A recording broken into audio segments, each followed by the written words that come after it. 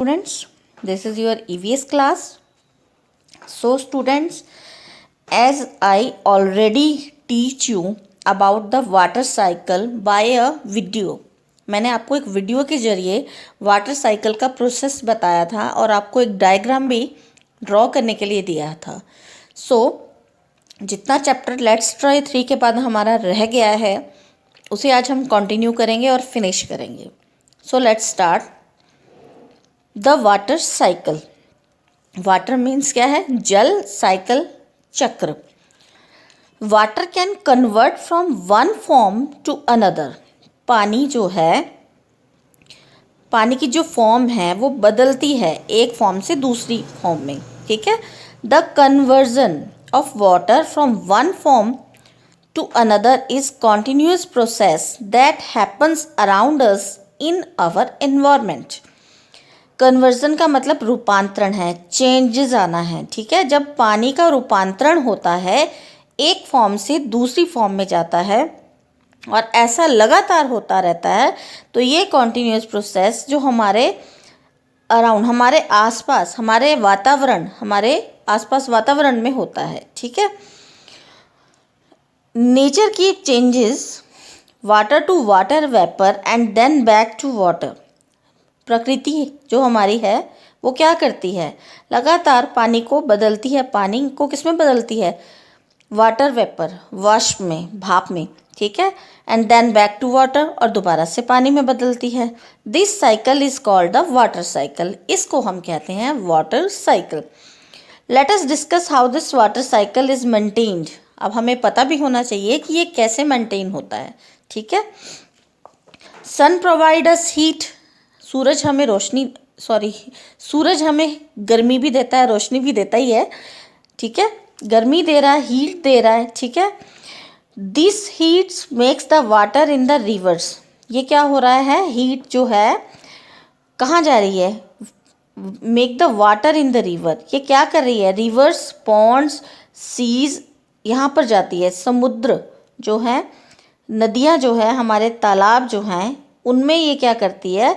जो ये हीट है पानी को बनाती है, इवेपोरेट, और उसको इवेपोरेट करती है, उसका वाष्पीकरण करती है. And turn into the water vapour. Water vapours में उसको बदल देती है. The water vapours rise up in the sky. ये जो वाटर वेपर्स हैं, ठीक है, आपने कभी पानी उबलता देखा होगा. ठीक है. तो पानी जब उबलता है तो उसमें एक भाप ऊपर को उठती है, उसको हम वेपर्स बोलते हैं. ठीक है. वेपरिंग है ये, वाटर वेपर्स बन रहे हैं, बुलबुले उठते हैं, बुलबुले से जो भाप निकल रही है. ठीक है. तो ऐसे ही ये क्या होते हैं? ये जाते हैं स्काई में. अब आप ये एक बहुत बड़ी चीज़ है इसमें जानने की कि जो पानी नदियों में है, तालाबों में है, ठीक है, उनका जो पानी का ऊपरी सतह होता है, ऊपरी सतह पानी की जो ऊपरी लेवल है वो वाला पानी वाष्पीकृत होता है. ठीक है. जैसे आप बाहर कपड़े डालते हैं गीले और वो सूख जाते हैं धूप में, तो वो भी जो पानी है वो नेचर ने, एटमॉस्फेयर ने अपने अंदर ले लिया है. वो भी वेपरिंग हुई है, उसका अब्जॉर्ब होके पानी कहाँ गया है? वो सूरज की गर्मी, सूरज की जो हीट है उन पर पड़ी और उससे क्या हुआ? वेपर जो है वो कहाँ चला गया? एटमॉस्फेयर में चला गया. ठीक है. और जब वो वहाँ चला गया है तो वो कंडेंस्ड क्या हुआ? जब तक तो सूरज की गर्मी रही तब तक तो वो पानी ये वेपर की फॉर्म में ही रहा. जब जितना हम ऊपर जाते हैं हाइट में उतनी वो ठंडक बढ़ती है, तो उसने क्या किया? दोबारा से, जैसे आपने हिल्स पे देखा होगा, पहाड़ियों पर जाके बर्फ़ जम जाती है, बारीक बारीक, मतलब वो गाढ़ा होना शुरू हो जाता है. ठीक है. जो वेपर है वो गाढ़ा होता है, वो क्या हो जाता है? वो क्लाउड्स में कन्वर्ट हो जाता है. ठीक है. उसके बादल बन जाते हैं. And when these clouds become heavy, और जब ये बादल जो हैं बहुत भारी हो जाते हैं तो क्या होते हैं? बारिश के रूप में पानी उनका नीचे आता है. They fall on the earth as rain. ठीक है.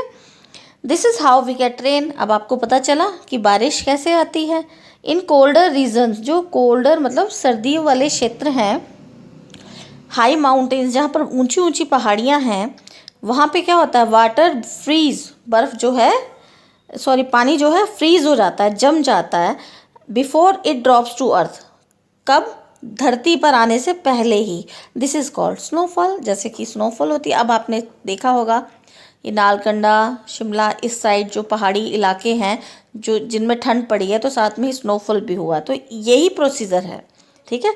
दिस स्नो मेल्ट्स लेटर, और ये क्या होती है, मेल्ट मतलब पिघलती है थोड़ी देर में, और किसको पानी देती है, नदियों को ये वाला पानी मिल जाता है। सी द पिक्चर, आपने पिक्चर ड्रॉ भी की है। तो सबसे पहला स्टेप्स है, देखो river, ground water, seas and ocean है नीचे, ठीक है। इनमें से जो पानी गया वो प्रोसेस कहलाया evaporation. Water from river, seas and ocean evaporate हुआ, और फिर क्या हो गया, कंडेंसेशन वाला प्रोसेस हुआ, जिसमें पानी ऊपर जाके बादलों में बदल गया, बादलों की प्रकृति में बदल गया, ठीक है। बादल जब भारी हुए तो वो बारिश के रूप में पानी नीचे आया, ठीक है, वापस आ गया। तो ये साइकिल चलता रहता है। लेकिन जो माउंटेन्स हैं वहाँ पे जाके वो बर्फ़ के रूप में जमा, और फिर वो पानी बर्फ़ के रूप में ही नीचे आया, जिसे हम कहते हैं कि ओले पड़ गए हैं उस टाइप से, और वो नीचे आया, और वो कहाँ पे पानी दोबारा से चला गया, नदियों में, ठीक है। तो ये हमारा वाटर साइकिल का प्रोसेस है। ये मैंने आपको लेट्स ट्राई फॉर्म में आपको जो फिलअप्स हैं ये आपको खुद फिल करने हैं, ठीक है। नेक्स्ट है आपका let's save water. We know that the majority of the earth surface is covered with ocean और सी वाटर। हम अच्छे से जानते हैं कि majority of the earth surface, जो जितना अधिक भाग है धरती के, जो सरफेस है, धरातल है, जो उसका ज़्यादा से ज़्यादा पार्ट जो है कवर्ड है हमारा महासागरों से और समुद्र के पानी से। But very little water is actually available for drinking. लेकिन बहुत ही कम मात्रा में जो पानी है हमारे को पीने के लिए अवेलेबल है। सारा पानी साफ़ नहीं है, जो साफ़ है वो बहुत कम है। This is because the water in the seas and ocean is salty. जो सीज और ओशंस में पानी है वो साल्टी है, नमक मिला हुआ है, नमक है, मतलब खारा है वो। And we can't use for the drinking, और उसको हम पीने के लिए तो यूज़ कर ही नहीं सकते। Therefore we must save water whenever we can. इसलिए हमें कहा जाता है कि जितना हो सके हमें पानी को बचाना चाहिए। Let us learn the ways to save water. अब आप जानेंगे कि किस तरह से हम पानी को बचा सकते हैं। Turn off the tap while brushing your teeth. जब आप ब्रश करेंगे तो नल का या जो टैप है वो बंद रखेंगे, और उनको प्रॉपरली, जैसे आपने यूज़ कर लिया उसके बाद प्रॉपर वे से बंद कर देंगे। Bring the leaking taps into your parents notice and get them to repaired at once. अगर कोई भी आपके घर में टैप है जो लीक हो रहा है वो अपने पेरेंट्स को बताइए, ठीक है, और उनको जल्दी से जल्दी रिपेयर कराइए ताकि पानी वेस्ट ना हो। Use a bucket and mug while bathing. आप नहाते टाइम बकेट का यूज़ कीजिए, मतलब बाल्टी और मग का इस्तेमाल कीजिए, शावर का नहीं। अगर आप if you use a shower adjust the water flow to the minimum. अगर आपको शावर यूज़ भी करना पड़ता है तो उसका वाटर फ्लो बहुत कम रखिए, ठीक है। Similarly use a bucket and a mug for water plants instead of house pipe. इसी तरह पौधों को पानी देने के लिए आप पाइप की जगह बाल्टी और मग का ही इस्तेमाल करें। Pour the leftover water from your water bottle. जो आपकी बॉटल आप पानी कैरी करते हो उसमें जो बच जाता है वो आपको प्लांट्स में डाल देना चाहिए, ठीक है। अब आता है आपका next topic, rain water harvesting, ठीक है। Rain water harvesting is a good way to save water. अब आपको पानी बचाना है तो आपको ये रेन हार्वेस्टिंग बहुत ही बढ़िया तरीका है। This is done by collecting rain water in big tanks. ये क्या है, जब आप पानी को, बारिश के पानी को बड़े बड़े टैंक में इकट्ठा कर लेते हो पाइप की सहायता से, ठीक है। These tanks can also be fixed underground. ये जो टैंक होते हैं ये धरातल में, धरती के नीचे अंडरग्राउंड जो है फिक्स हैं। The water is filtered and stored. पानी यहाँ पे फिल्टर किया जाता है और फिर इसे स्टोर कर लिया जाता है। We can use this water when needed. जब हम इस पानी को कब इस्तेमाल करते हैं, जब हमें ज़रूरत होती है। Nowadays many house, schools and factories store water in this way. आजकल बहुत सारे घर, स्कूल और फैक्ट्रीज जो हैं पानी को इसी तरह से स्टोर कर रहे हैं। ये देखिए नीचे डायग्राम भी है रेन वाटर हार्वेस्टिंग का। देखिए कैसे स्टोर कर रहे हैं पानी को, ठीक है। सो स्टूडेंट, नाउ आपका ये जो चैप्टर है water water everywhere now finished, ठीक है। इसके क्वेश्चन आंसर्स भी आपके हो चुके हैं। तो आपको अब इसमें क्या करना है, लेट्स ट्राई 5, डू योरसेल्फ, आपको खुद करना है। जैसे क्वेश्चन है राइट 1 और 2 sentences on topic if there was no water in the world then, कि अगर पानी ना होगा तो क्या होगा, ये आपको खुद करना है, ठीक है।